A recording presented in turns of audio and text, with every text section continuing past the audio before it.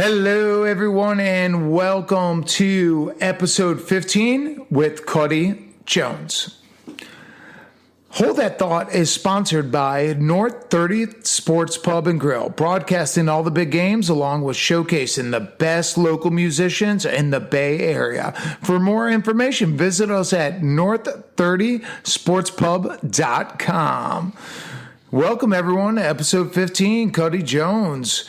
In this episode, we rapped about DJing, live performances, mental health, social media, brand ambassadors, adding your own creative touch to classic songs, overcoming the typical request, where to find new mixes, and music for musicians. Shortly after this episode was recorded, I came across a blog about lyrics taking center stage inside streamlining. The name of this blog is Music Industry Blog, and it's by Mark Mulligan. Mark writes and breaks down the stats of lyrics. One of the things that Cutty Jones mentioned on this podcast was that women tend to gravitate towards songs with an exceptional hook and strong lyrics. Here are some of the stats from Mark's blog that back up Cutty's take. 88% of music subscribers look for lyrics. That is huge. Add your lyrics to your songs. People are looking for them. 70% of karaoke users are female. 72% want to sing along to the song, and 34% want to be able to sing with their friends. I'll add the link to the blog in the show notes so that you can take a deeper look at this. The more you learn about the music industry, the better off you're going to be at marketing, promoting, and selling and pushing your music. I also had a couple mess ups in this episode. Well, yeah, I had a lot of mess ups in this episode. I'm slowly getting better, but if you started counting my filler words, it'd probably be really bad. But in regards to practice time, I said 15,000 hours when I should have said 10,000. I probably said 15 because that's how long it's probably going to take me to become a better host. Hey, you got to start somewhere. Got to put my time in. This was an exceptional conversation on and off the air. I love the attitude, confidence, and passion of Cutty Jones. He's always striving to get better, always willing to talk about the music industry, and he's a family man who works his ass off. Without further ado, here is episode 15 with Cutty Jones.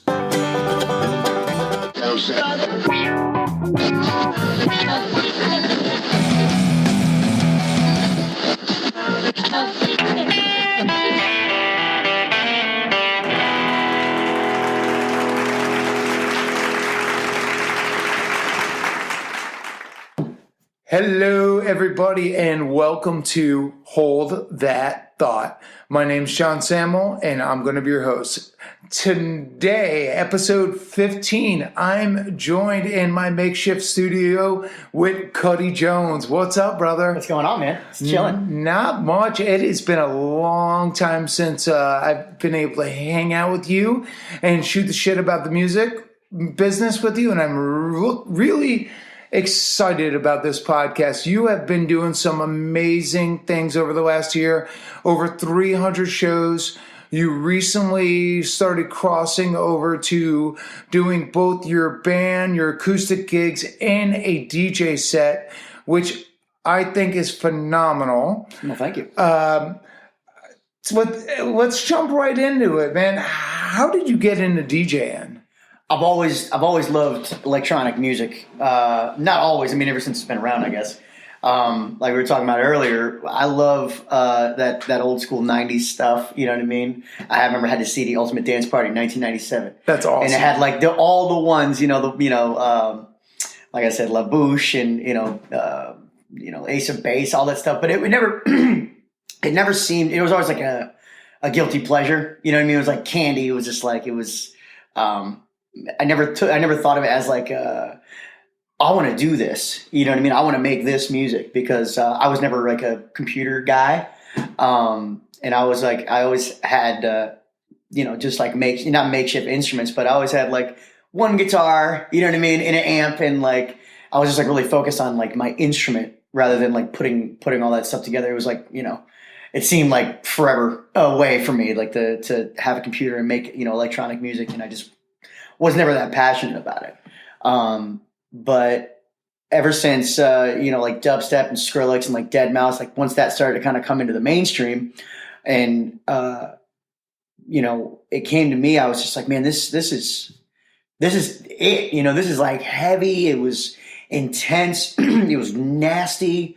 It had like, it was rough around the edges. And like, it was, I was like, I gotta know how to do this, So then I started researching and like how, like from the base, like how did he make that sound, and like once I realized it was like, okay, well, everything is done inside the box. It's in the computer. I was like, all right, well, it seems like a giant mountain to climb, but I was like, I'm going to get a computer. I'm going to learn how to do this, and that's basically what I did. I was just like, how long of a process was that? A couple years? God, yeah.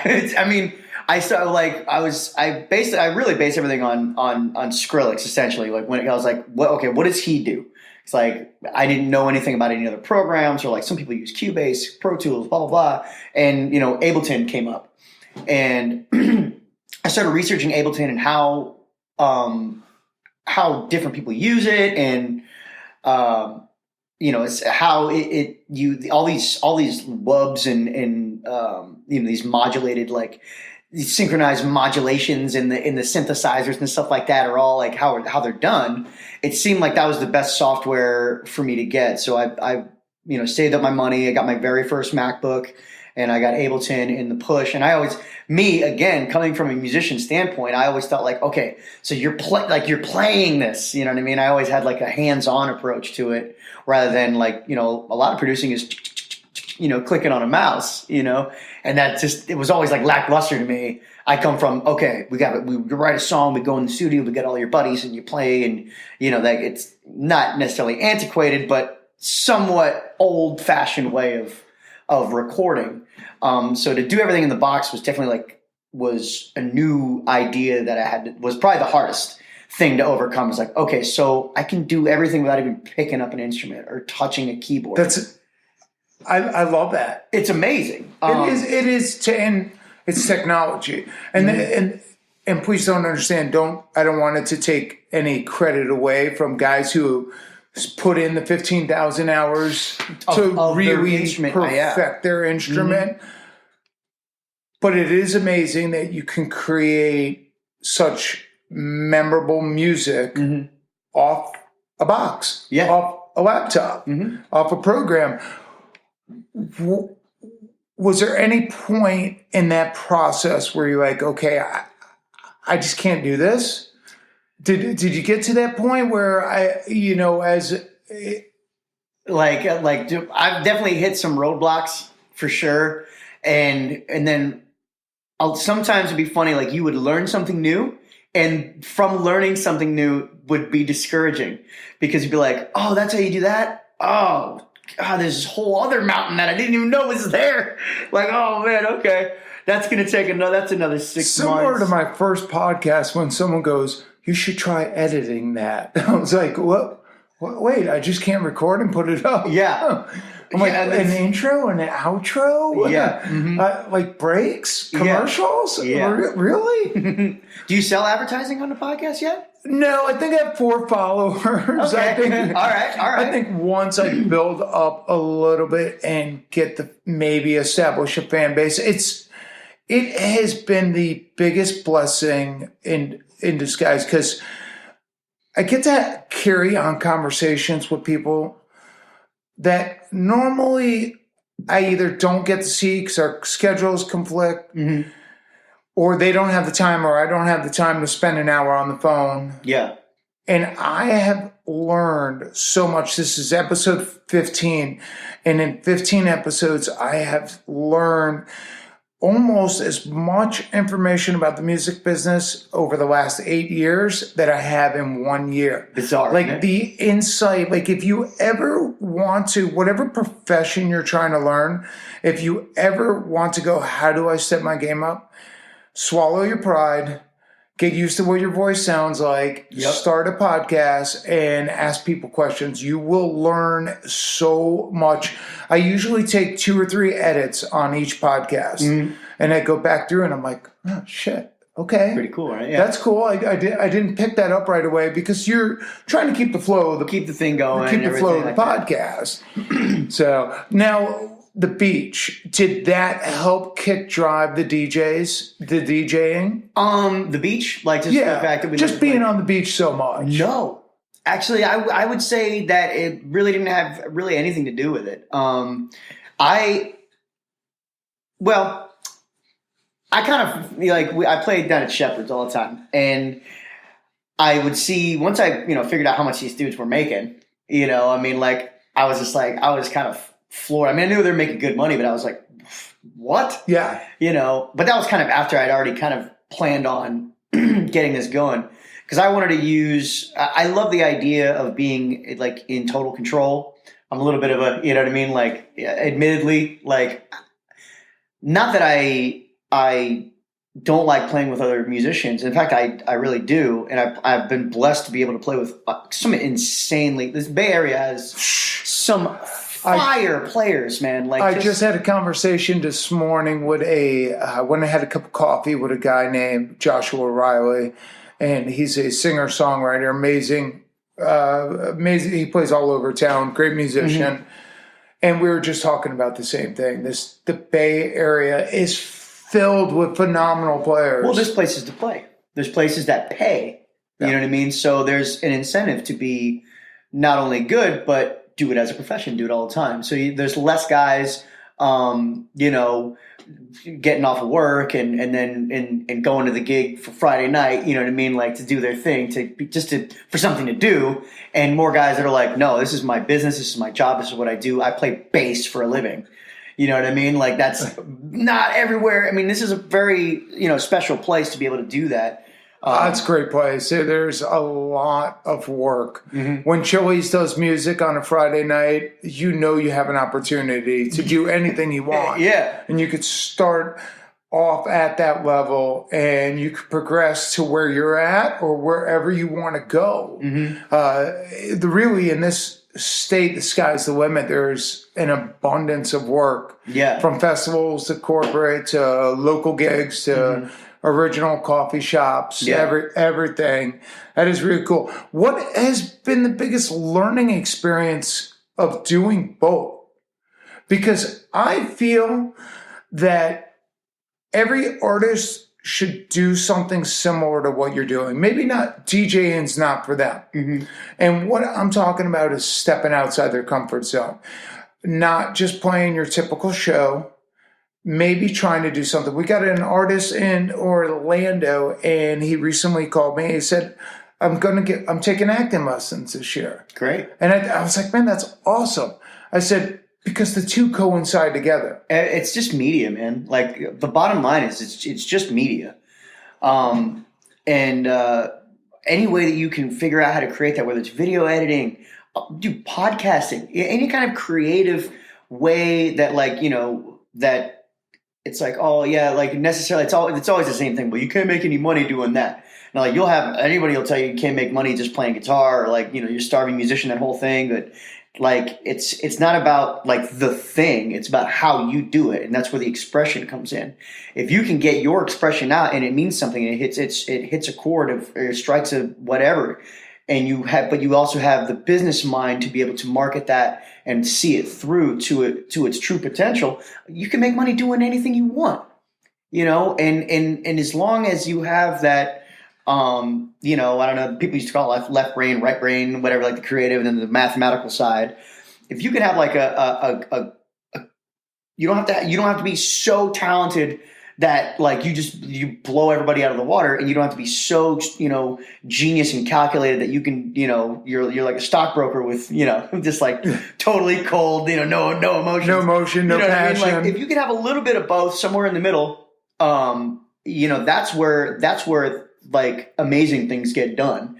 Where you have this awesome creative new. It's not revolutionary necessarily, but it's new and it's fresh and it's a new flavor. And then you have like the right marketing and the feel for your demographic and all the logistical stuff. If you can put those two things together, that's when you see people like doing their own thing, and it's when they say it's like organic, like these organic businesses, like it just kind of grows. It just comes up from the ground. It comes up from nowhere. It wasn't plucked. You weren't quote unquote put on by a record label. You know what I mean? You didn't get your, like that. I have a buddy of mine that's always talking about, dude, when are you going to get put on? When are you going to get put on? You got to get, do this and you'll get put on. But this day and age, what does that mean? What does it mean? It means, I mean, you sign with a giant record label, but you can do the same thing without a giant record label. Yeah. You really can. And I think it's just as hard. But I think it's just as hard to get noticed because, you still have to have followers and plays and clicks and views and traffic to your website and all that stuff. You still have to have that for some label to go, all right, this guy's good enough. Let's dump, $100,000 into developing that artist and then, put him on our platform and put him in all the right places and see how he does. Because then they can push you, they can play you on the radio. If you don't pop or you don't, like there's plenty of songs that have been on the radio and people make careers, but they don't like pop, They don't like, they have all the backing and all this stuff and they just don't have a vibe that people can like truly latch onto. And that's where like, if you're going to try to do this anyway, do it with your own vibe, do it with your own thing, do it the way that you want to do it. Because in the end, what's it all for anyway? It's for you. It's for you, right? That's what I mean. And there's a quote that I love. In order to create a masterpiece, you have to be willing to create a little junk along the way. Oh, yeah. And you have to take that first step and just start creating. Mm-hmm. Whatever it is, whether it's art, music, photography, you have to be willing to put it out there. So I think people don't underestimate the value of criticism. Mm-hmm.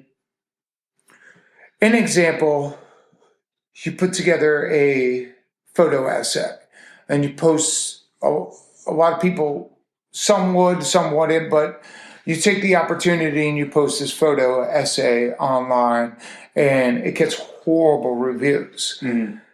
People look at that in a negative manner when they shouldn't be looking at it in a negative manner. You should be learning from the critique. Now, some of it will be shit, but I guarantee you there's going to be some in there that's going to be a valuable lesson. Mm-hmm. And you can take that experience and then you can just keep adding it to your creative process. Yeah. And you have to be willing to take that chance and you have to be willing to, listen to the critics. Yeah. If we don't listen to our own failures and critics, we're never going to improve. Yeah. We're going to improve in our brain. Only for us. I cannot tell you how much stuff I posted online in the past that has just been complete garbage. Mm-hmm. Blogs that I look back and I go, oh my God, I should really pull this from my website. It's really horribly written. Mm-hmm. But then I take a step back and I go, you know what? I recognize that. Yeah. I can see that there's a reason why no one subscribed to my blog. And there's a reason I'm not a strong writer. That's not my thing. What can I learn from this? I'm not going to pull it. I'm going to keep it up and I'm going to keep working on it and try to improve. Yeah.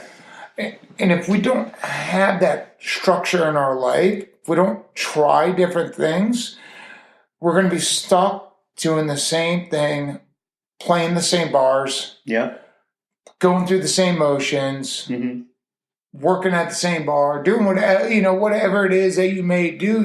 You're stuck in that cycle, and you're never going to get out. So you have to be willing to create a little junk along the way. Yeah.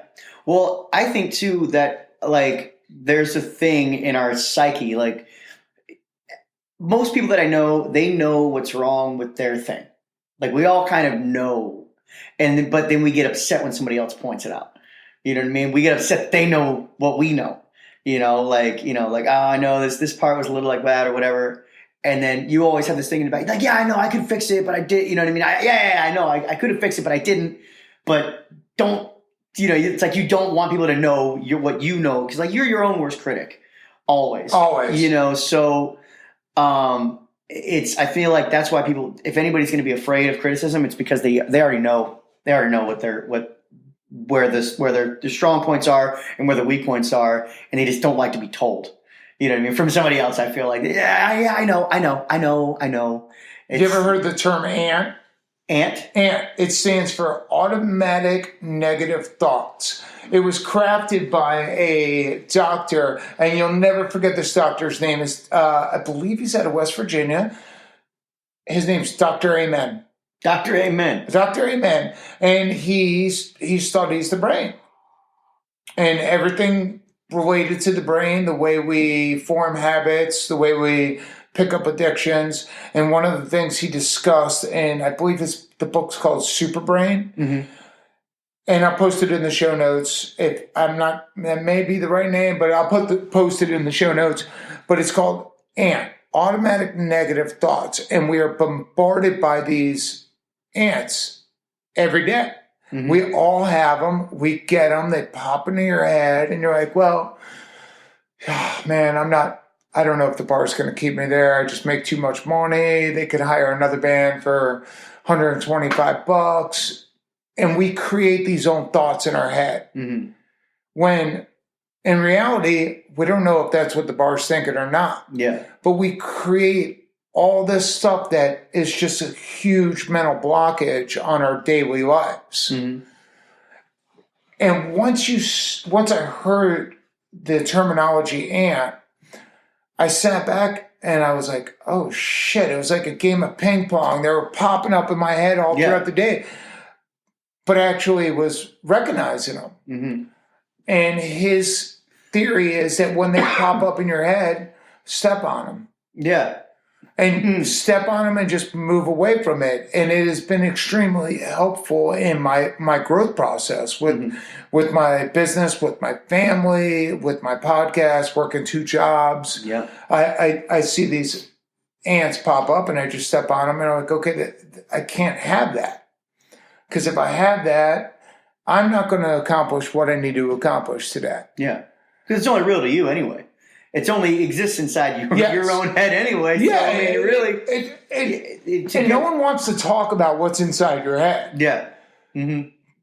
Because that gets into the psyche too much. It's vulnerable, and then you start talking about all these because I mean from day to day. I mean if it's 11 o'clock in the morning, you're just having your coffee. You're gonna be sitting there talking about some far out meta analysis of your own behavior and thoughts and stuff like that. I love that stuff. I do too. It really when you think about it, it helps you go, now I can make the connection. Yeah. Why I've done this for 25 years. Yeah. Well, everything that happens outside of your body, everything that you do, it starts from within. Yeah. All your energy kind of comes out of you. You know what I mean? And then we're bouncing around. Of course, you get affected by other people's stuff. I mean, it's just this big giant, ball of energy bouncing around. So, but to have good mental health is high on it's high on my priority list.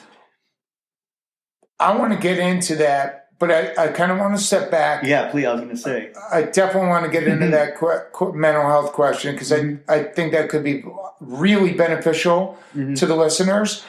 But before we go there, what have you learned from doing both? I was going to go back to that. Because what I like about what you're doing is that you're able to see both sides of the field. Mm-hmm. Where a lot of people shut down. An example, when I bartended on the beach, I cannot tell you how many bartenders I worked with and how many bands I saw come through and go, what's fucking DJ Push Play going to play right now? What's he going to put on right now? Yeah. And that was the mentality. Yeah. I'm sure I probably said it a couple times myself. Yeah. Until I really started digging deep into the music industry, and I could go, all right, instead of calling this guy Push Play, what can I learn from Push Play? And what have I learned from Push Play is that DJs do a phenomenal job of marketing and advertising and selling their product and their service. Yeah. Their marketing is bar none compared to local musicians. Yeah. They stay on top of all social media. Which is ironic, I feel, because, typically a band has, 4 or 5 guys? 3 guys even. And you guys can't manage a Twitter account? You know what I mean? Like, I can't tell you how many bands, that don't even have an Instagram. Like, dude, you don't have a, what are you doing? There's 3 of you. There's 4 of you. You guys don't have a, how do you get gigs? All right, here's the hack for that. And I came up with this a couple years ago. You have 4 members in the band. Take 2-week shifts. Yeah. Starting the first 2 weeks, your bass player is in charge of all the social media for 2 straight weeks. Following 2 weeks, your drummer gets it. This prevents anyone from getting burned out. This enables your fan base to hear 4 different perspectives. Yeah. And it keeps the content fresh, and it keeps the person in charge for those 2 weeks. They only have a 2-week shift. They're not going to get another cycle till another 8 weeks. So for 2 weeks, that's all they have to do. Well, and it also kind of reveals to each member of the band how important it is, how important the actual job is, and how not detrimental, but just imperative to the whole operation.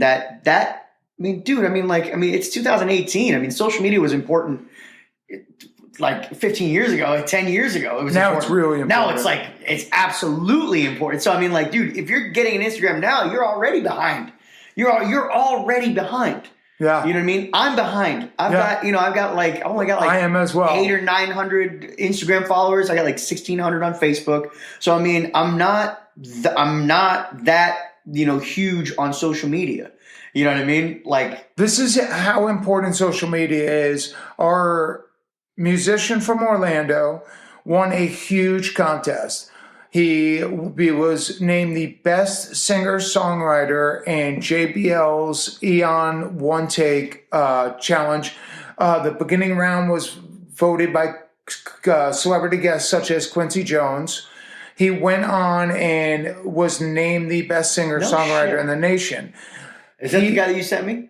No, it's a different guy. Different guy, okay. Different guy. I'll send you the video. Great video. Guy works his ass off. His name's Johnny Morgan, and he works his ass off in everything he does. Yeah.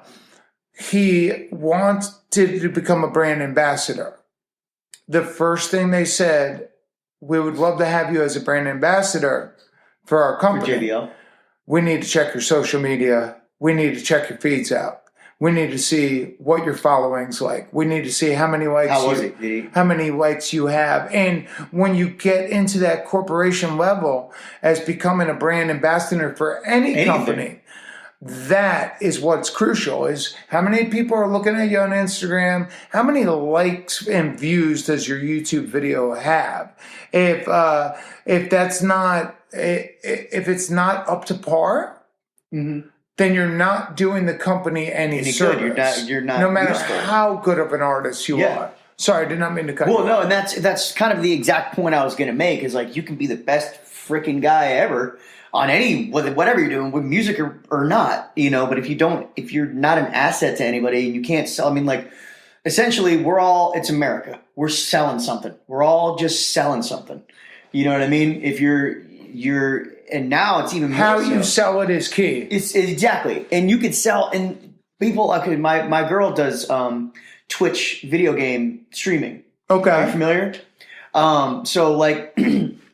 It blows my mind, you know what I mean? Because I'm not a gamer, I'm not in the gamer world. She's super into that stuff. But bottom line is there's people out there playing video games, having a stream, being interactive, and they'll have 500 followers. They'll have 500 people watching actively, typing comments and watching them play video games. There's a camera on them, and then there's the feed of the game, and they're commenting, and like people can like donate, and like they can send like little emotes and things like that. It's very interactive. It's super cool. It's amazing. But the bottom line is, if you can generate traffic, you can monetize the traffic. You know what I mean? If you can generate, and no matter what it is, no, it doesn't matter what. Because Americans will buy. And like what I'm seeing is like these people are playing video games and they're making money, but they're not producing anything. And then I start thinking like, well, yeah, like Americans. I mean, we haven't been producing anything. You know what I mean? We don't actually make anything here. I mean, we do that. I'm kind of overgeneralizing, but. It's not. It's about the marketing itself. We're selling the advertising. You know what I mean? The advertising doesn't sell the product. The advertising is the product. You know, the advertising is the product. And so, like, really, all everyone's trying to do, all these Instagram models, DJs, podcasts, and we're all trying to do in this realm anyway, this whole social media, selling your creative stuff, is generate a crowd, a demographic, a fan base, a following, just traffic. All it is traffic, you know, and that's if you can have that, well, then you've got a fan base to sell whatever it is you're selling to. I went and did a paddleboard race a couple months ago in Orlando, and every Tuesday night they do a practice race. It's not an official race. Just a practice race, probably 8-10 people out there. We get out and I meet the host of it, and she tells me all about the race series, how they do it every Tuesday night to get practice to move up, and she keeps records and tracks of everything, and just phenomenal people. Anytime you get into sports like that, any type of sports where you're competing, people are, even though they're competing, they're all about growth. And they're just great people to hang out with and meet. And so I'm talking to her afterwards, and we're going over the next race and just talking about everything. And she breaks into the race series and her sponsors. And she was a brand ambassador for like a big paddleboard company, sunglasses, everything you could possibly think of. And I'm just sitting there going, gosh, she must really have a strong fan base. And when I got home, her fan base is huge. Yeah. And there's an opportunity no matter what you do. But she did it organically. And when I say organically, I think we misthrow this term out. She did it because she enjoys doing what she does. That's the organic aspect of it. And people can tell. Yeah. Same thing when I sit down and talk to the guests that I bring in here. They love what they do. They love music. They love the business. They're willing to sit down and talk to me for however long. Yeah. It doesn't matter. You know, you jumped. I sent you a message and you're like, absolutely. I'll come over and talk about the business because you know there's an opportunity to learn. Absolutely. Oh. Yeah. Well, not to derail, but what you were talking about, the question that we've had. Yes. And I do derail a lot. I apologize. That's kind of the whole idea of the podcast, though. But what I've learned, it all kind of goes together. But what I've learned from playing in a band, playing solo, DJing is like the connection to the audience, the connection to the demographic. Like there's an expectation when they look at you. First of all, like I got a big beard, big white guy, red beard. You know what I mean? Like already, like people kind of make a preconceived notion. Kind of, yeah. So already, so like when I start playing like jam rock or like this reggae stuff or like, Return of the Mac or Pony by Genuine, it doesn't fit what they had originally thought. And I've heard so many times, like, never thought that voice would come out of that face. And I'm like, well, thank you, I think. I don't know what that means, but thank you. Sure, thanks a lot. But whatever, people just, but whenever I DJ, like, it's funny because you have just every tool in the world to try to reach your crowd, meaning you have every song in the world. So you look around and you think, okay, how old is that person? You know, what came out in like that? You know, what was that when they were 21? And let me play that. And then what I've really learned is like essentially, I may be overgeneralizing, but girls like hooks, girls like words, and so do guys. But the beat is almost kind of like irrelevant. The hook is the song, because you can take, it's all in the context of where you put that hook. You can take, like EDM or any kind of like whatever DJ music. I hate using the term EDM or whatever, but you can take any song and make it a Moombahton song. You can make it a future house song. You can make it a trap song. You can, you can make it a booty song, twerk, It's all depending on how fast or how slow, what the BPMs are. You can put anything into the context, and you can make anybody, you can make the party go whatever way you want. Like I like twerk music, trap, more like kind of intense stuff that if you getting to play that out? Yeah. Awesome. So I get to do it, but I can't just go out and play my playlist, because my playlist is like, I like really dirty, just nasty trap, very intense stuff. But in order to make that acceptable, I got to find the right remixes of songs that fit, that are popular enough, that are going to get a reaction, that are going to, oh, girls know this, regardless. How much research goes into that process? Oh, Christ. I mean, it's not like a ton. It's more like you just kind of make it part of your daily thing. It's like, I'm always searching for the next remix. Okay. I'm always listening to SoundCloud. I'm always like following dudes. And once I find somebody that's got, I found this great DJ. They got, 12, 15, 20 remixes of great popular songs, and they're done in a way that I really like them, and they're they got some. Are you finding the majority of your mixes off SoundCloud? Between SoundCloud and YouTube, a lot of times I'll play like YouTube's great. YouTube's great, because then you can, and I have no problem buying the music. A lot of like that's the big thing that like I didn't realize when I started DJing. Is like, yeah, you got to buy that shit. Like you got to buy it. Like if you want the high quality, you got to buy it. So I subscribe to a couple DJ pools. And if for any DJs out there or aspiring DJs, that is more than anything in the world, the most important thing that you can do is subscribe to a DJ pool. DJ City, my MP3 pool, clubkillers.com, like any one of those, like they're like $20 a month, and you can download as many songs as you want. But they have they'll have like intros, they'll have acapellas, they've got scratch like scratch ammo, what they call it, like scratch ammo, with like just samples. I mean, just everything about it is phenomenal. And like that's what you need is your library.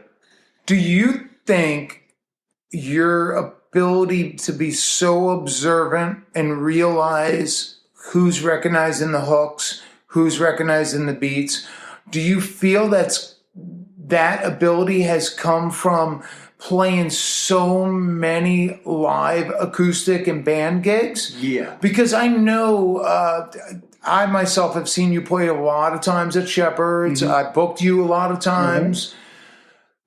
Mm-hmm. And I know that when you're up on stage like that at Shepherd's on a big stage, that you see, I mean, you up there, you're going through the motions. You've done it a million times. You know what you're doing. Mm-hmm. So I know you're very observant on the crowd. Do you feel that that's helped you? Absolutely. Immensely.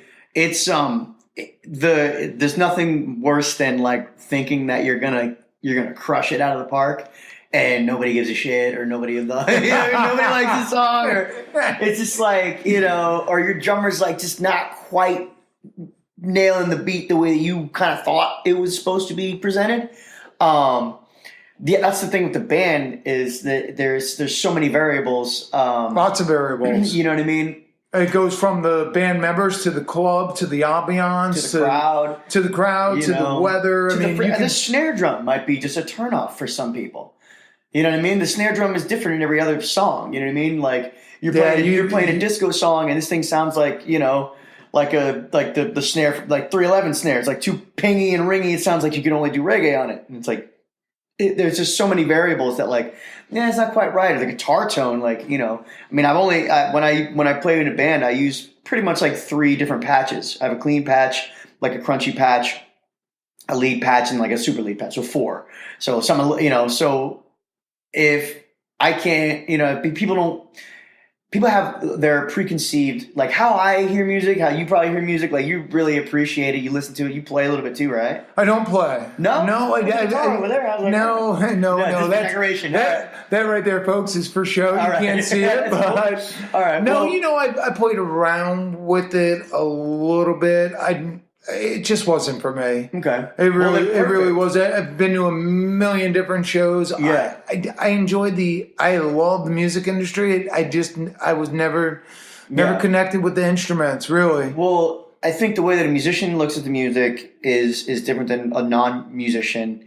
And everything, like the music to us is like we're behind the curtain.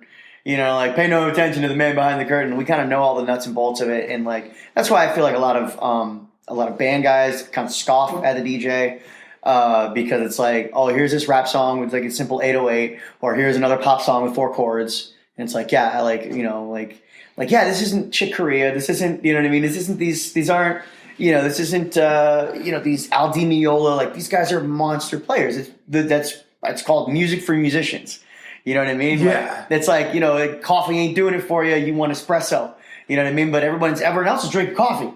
You know what I mean? Everyone else is just drinking coffee. That's fine. They like it the way they like. Some people like it with cream and sugar. Some people like it black, Like, no, man, I need that hard, uncut, like straight from the... That's an excellent way of putting it. Yeah. It really is. It's, because they have the palate to digest and they can understand or appreciate, even if you're a musician and you don't really know what these other guys, these super players are doing, there's an adoration for the musician because of how well they're playing that stuff. But I used to do that. I used to kind of be a little jaded, like towards people. You try really hard because of all the work you had to put into it. God damn, I spent hours learning this freaking song, and I come out and play it in this crowd. And that's another thing too, is like this crowd isn't every crowd. You got to remember, it's just this crowd, And sometimes, and I used to blame the crowd, and you cannot do that. You cannot ever blame the crowd, no matter how shitty. Yes. Crowds suck sometimes. And maybe this is a perfect intro to take it back to the mental game that we were going to follow up on it. And I've learned this in my business and my personal life and still bartending. Mm-hmm. You can't take things personal. No. You really can't. And part of you, I get where it comes from because I did it for so many years. I would beat myself up and I would take things personal. Like, I don't know why what could have I done different, or I don't know why so-and-so is doing this.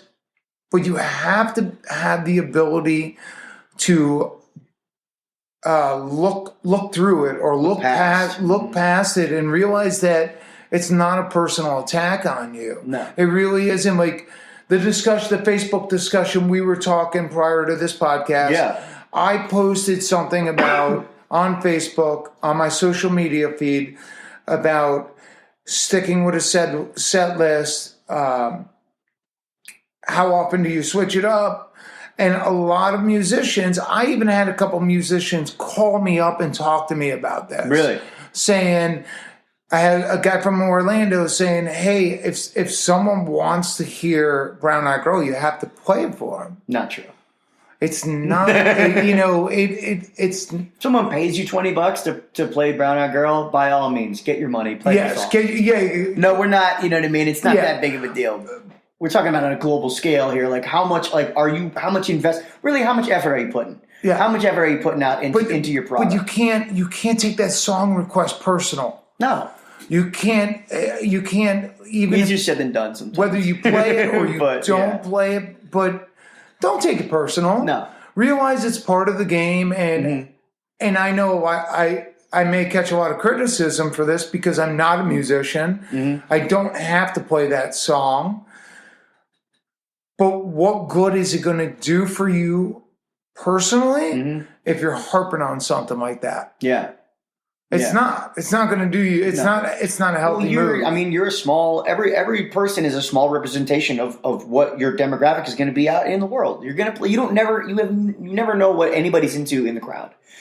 So we do it all the time. Like, you don't know if this person's into K-pop, or you know what I mean, like this off the wall, like atypical stuff, like, or like, oh, this person definitely likes classic rock. Like, you don't know. You really don't know. So back to doing things like creatively, expressively, organically, what you want to do. Like, if you can find a way that you're doing yourself, you're doing you have your vibe, so to speak, but you're accommodating to your crowd, and you notice like the whole thing with like Girls Like Hooks. All right, like, yes, it's a cheesy whatever Maroon 5 song, but I'll be goddamned if they aren't all up on the dance floor dancing, and which is at the end of the day, that's what you're there to do. That's what you're there to do. Your job, and it's I'd rather find a way to play whatever pop song is, and then make it, play the song so that you can say, I played this song. Do it how you want to. Do it to where it still grooves. I mean, don't make this avant-garde, remix of it, but do it the way that you want to be perceived. Like the vibe, the vibe is in the music. The hook is the hook. Keep the hook. Let's change that vibe a little bit and put your creative touch on it. That's where you can insert yourself into the music. So it's is it that keeps you going? Well, I think it's what keeps me like progressing, as far as a DJ, especially too, because you can find any acapella you want and then produce your own song underneath it. And people go, well, if you're going to produce a song, why don't you just produce your own? And like, essentially, I am producing everything. If I take the acapella away, you wouldn't know that song. It's my song. But I mean, it's just like, it's the same thing that we're doing with the podcast. It's like, I get to go to whoever you're listening to, and then whoever I bring to your podcast. It's a co, whatever that, you know what I mean? You're mixing. We're merging two groups together. Exactly. We really are. Appealing to two new markets, and that's the whole idea of a remix is like, let me take you don't like Roar by Katy Perry. Well, I'll play you a remix of that if you like hip hop, you're gonna love it. Like you'll be like, oh, okay, this kicks, all right, I can dance to this. I can see this being played in the club or whatever. But that idea of taking something that somebody doesn't like and making them like it, that's what's so. It's powerful. It's powerful. It's really powerful. There's a lot of songs I am subject to hear a lot of kids bop in this house. Oh yeah, with two girls, so they play some cool remixes, and I actually find myself jamming out to them every now and then. It's probably because it's whether it's in the house or in the family vehicle, I'm subjected to kids bop, and now I just kind of get used to it. Well, and you're familiar with it. And I'm familiar with it, but I do hear a lot of. There's two major kids channel. One's like Radio Disney, and one's Kids Bop, and they play the same music, but they're completely different songs. Yeah. If I have to listen to it, I'll go with my older daughter, my 7-year-old Lake, and we listen to Kids Bop. Yeah. With the little one, it's Radio Disney. And I can't believe I'm talking about this on the podcast. Don't say. God, I'm getting old. Yeah, man. So, what is the fire inside? What has gotten you out the door? Helped you perform over 300 shows last year, helped you step outside your comfort zone and started trying something that you you're still learning about, don't know a whole lot about, that you're performing really well at. What is it that you do that you can share with our listeners that can help them make a crossover or help them continually grow as an artist? I can't remember where I I wish I knew the reference, but there's I went to school for psychology, and there's one of the things that I always one of the lessons. Excuse me, I don't know if it was B.F. Skinner or no, I think that is somebody is after him, but there's a school of thought of like, you have like these 5 levels of things that you need. And like the first level is like, well, you got to stay alive. So you need like food, you know what I mean? Food, water, shelter, that the basic need. And then there's, there's something beyond that. There's finding, I'll do it. Yes. Thank you so much. There's, you need to, if you have a family, you need to provide for them, whatever. The ultimate goal is essentially like this self-actualization. And I've been like yearning, thank you. I've been yearning for like this moment where I feel that everything that I've done is a culmination of all my effort. You know what I mean? Where I'm at is a culmination of all my efforts. And there's still things that I want to do. Like I want to have more than money or even fame or anything. Like I want to just like, I want people to just know who I am. I guess it's part of that fear of like, being forgotten when you're gone type thing. I don't know, but it's not a fear. It's more of I know that like in 100 years, you know what I mean? No one's going to know, like, how well do you know your great grandfather? You know what I mean? Do you even know his name? It's not that. It's, life keeps going on. I search for this moment, not this one single moment, but a way of living that's just like exactly in line with who I am and my energy and the universe and all that stuff. I'm going to get a little cosmic right now, but my family is a huge part of why I do what I do. I've got a 4-year-old. He's everything, Yes. What I mean? He's everything to me, you know what I mean? So, just being there for my wife and my kid and providing for them is a huge reason why, cause I mean, like, yeah, like bottom line, like, yes, I'm a total hippie about, like the universe, but I mean, like, yeah. Still got to make money. Still got to pay the rent. Yeah. You still got to pay the bills. So that's a huge reson why I get my ass up out of bed and then try to. That's great. That's a phenomenal reason why people can't get over mental blockage like that. Mm-hmm. I don't know. It must have been 3 or 4 years ago. I came across a good friend. I caught up with him, and he had mentioned 2 things. He said, no matter what you want to accomplish in this world, no matter what you're trying to do, and he knew I was really gung-ho about my music business and passionate about it. I want to do it. I want to be part of this. This is what I love to do. And he said 2 things: passion and purpose. Yeah. Find out what you're passionate about and have some type of purpose. Mm-hmm. And if you have that purpose every day when you wake up, mm-hmm. then that purpose is going to carry you throughout the day. Mm-hmm. I don't know if you heard my prelude to episode 14, but one of the things I talked about was my journey with gratitude journaling. Mm-hmm. Been an amazing experience. At the end of the day, I write 3 things down I'm thankful for. Mm-hmm. It does a simple thing. It gets you going the next day, and you're not looking for any type of negative mm-hmm. throughout the day. Because you don't want to remember the negative. You only want to remember the positive. And mm-hmm. it's simple little hacks like that you can do to keep going. I see so much talent. And I'm like, hey, man, just wanted to catch up. How's that project going? I haven't really got around to it. Yeah. Oh, I'm guilty, man. Guilty.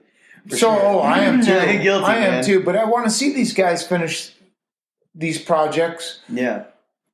Because I know how much talent they have. Yeah. And I know how much those projects can help them further their career. Yeah. And I know from a creative perspective what it can do when you accomplish one of your goals. Just a simple goal that you have on your to-do list. When you accomplish that, it it triggers Well, you're everything. fiending for the next one. Yes, it triggers. You want to chase that feeling. It triggers everything. And then if you chase that and you keep following that, you look back and you go, "Holy shit! Look at all this shit that I've done."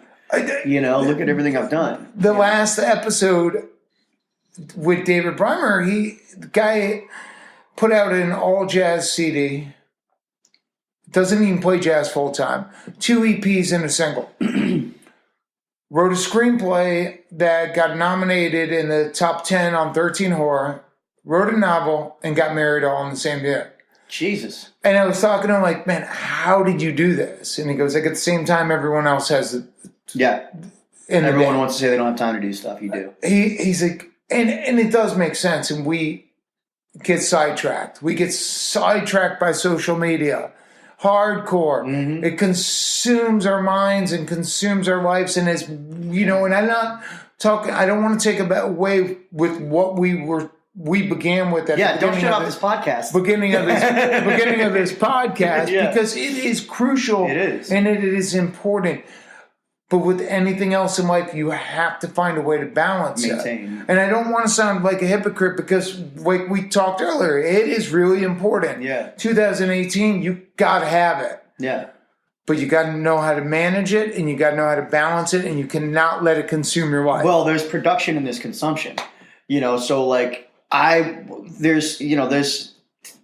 you can sit there and scroll. You know what I mean? And like you do, and I do it a lot. And like I do learn a lot too, but there's a lot of, I follow too many meme pages too, honestly, just for some laughs. You know what I mean? That's funny. But I mean, it connects you with other artists and you see what they're doing and it's hugely helpful. But, just put it down for every now and then.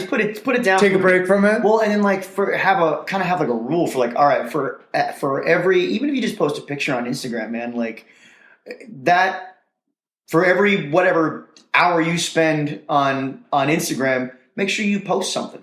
My biggest life hack, and I'm really working hard on doing this, is when I wake up, I try not to touch my phone for the first hour. That's good. That's an hard. Hour, and I am so, now my computer, that's a whole nother beast. Mm-hmm. I'm really trying hard not to do that, but I'm trying to make it a rule where the hour when I wake up and before I go to bed, I'm not consuming that. Yeah. Because there's an old Zen saying, control the mind and you can control anything. Yeah. And it really is true. Before we're going to start wrapping up this podcast, I wanted to share something cool with you that I found.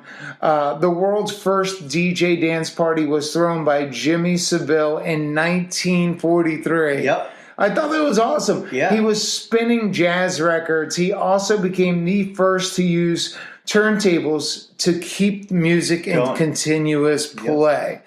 The 43 just seems, I was born in 77, but 40, to think back then, I love music history. And the first ever disc jockey took his place in 1909. A fellow by the name of Roy Newby of California. He was 16 at the time, and he played records for a small transmitter. Mm-hmm. We've grown light years from now having a handheld computer in our pocket that can get us any type of music that we want to get our hands on. Yep. So before we wrap this up, what is in store for Cutty Jones in 2018? And also, where can what's the best place for people to connect with you? I've been on Instagram lately. Okay. It's kind of my favorite thing. Just because I like the layout of it. I need to get my Twitter up, but likewise, the Twitter verse is it's a little. It's not my favorite thing, but Instagram, Cutty Jones, everything's Cutty Jones. If you Google, like, pretty much all my stuff comes up. And what's your YouTube channel? Cutty Jones? Cutty Jones. Okay. Yeah. Get on his YouTube channel, check out his acoustic. He's got some great videos on there, and I believe you do have one DJ video posted, right? No, nothing yet. Nothing as far Okay, as so the there was DJ. someone took a video of you playing. Yeah, it's probably Okay. on my Facebook feed too. There's probably Gotcha. Okay, I did come across some. Okay, I did post. come across that. What's in store for 2018? Well, I think what I'm going to do is focus a lot of my efforts on making remixes and marketing myself. I want to do more videos, more acoustic kind of stripped down videos, and then I also want to do pretty much just creating media and focusing less on how original it is, or you know, I mean, like you definitely everything that you're going to do is going to be you doing it. So I don't really like make it super original and new and fresh, but more about like just get it out there. You know, get it out there. Like we said before, you gotta create some junk if you want to make a masterpiece. Yeah, you really do. In order to create a masterpiece, you gotta be willing to create a little junk along the way. So definitely just investing in my brand and doing more stuff like this to reach new markets and talk to new people and just try to just stay happy and stay healthy and. That's awesome, and enjoy that beautiful family. That's right. Exactly, that is awesome. Well, I greatly appreciate your time. I love talking about the business with you, man. And I will have all of Cutty's information in the show notes. I'll add the YouTube link, the Instagram channel, and that way you guys can get out there and check it out. I'm John Samuel with Hold That Thought, signing off. Awesome, man. Great. Hey everyone, thanks for listening to episode 15 with Cutty Jones. If you like what you hear, do us a huge favor. Head over to the iTunes store, subscribe to the podcast, Hold That Thought, or subscribe via Podomatic, and follow us on Twitter at HoldThat77. I'm John Samuel, and I'm signing off.